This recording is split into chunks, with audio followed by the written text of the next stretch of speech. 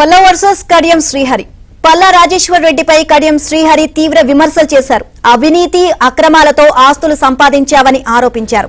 తన గురించి మాట్లాడే హక్కు లేదని మండిపడ్డారు. ఒళ్లు దగ్గర పెట్టుకుని మాట్లాడాలి అని హెచ్చరించారు. ఎమ్మెల్యే గారు, రాజయ్య ఎక్స్ఎమ్మెల్యే గారు చౌకవారు విమర్శలు చేస్తున్నారు. నేను తీవ్రంగా ఖండిస్తున్నాను. రాజేశ్వర రెడ్డి గారు నిన్న జనగామలో మాట్లాడుతూ 800 కోట్లు కాదు కదా, 8 పైసలు కూడా లేదు అని ఒక మాట మాట్లాడారు. ఆ మాటలో ఆయన అహంకారం, ఆయన బలుపు స్పష్టంగా కనిపిస్తున్నారు. గతంలో కేసీఆర్ వెంట 24 గంటలుండి బీఆర్ఎస్ పార్టీని భ్రష్టు పట్టించిన వ్యక్తి, అధికారాన్ని కేసీఆర్ని అడ్డం పెట్టుకొని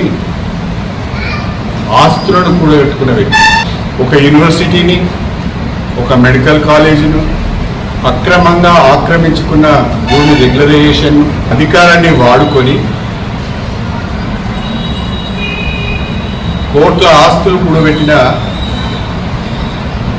పల్లరాజేశ్వర రెడ్డి గారికి నా గురించి మాట్లాడే నైతిక హక్కు లేదు. నీ స్థాయి అది. నీ గెలుపు అందరికీ తెలుసు ఎలా జరిగిందో.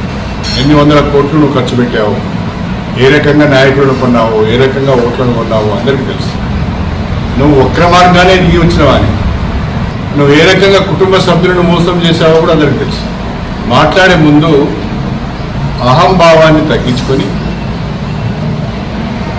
వాస్తవ విషయాలను తెలుసుకొని మాట్లాడితే బాగుంటుంది. మీలాంటి విధవలు కేసీఆర్ చుట్టూ ఉన్నారు కాబట్టి, మీ మాటలు విని కేసీఆర్ పరిపాలనను పక్కదారి పట్టించింది కాబట్టి కేసీఆర్కి కర్రు వాల్చి వాత పెట్టింది తెలంగాణ ప్రజలు.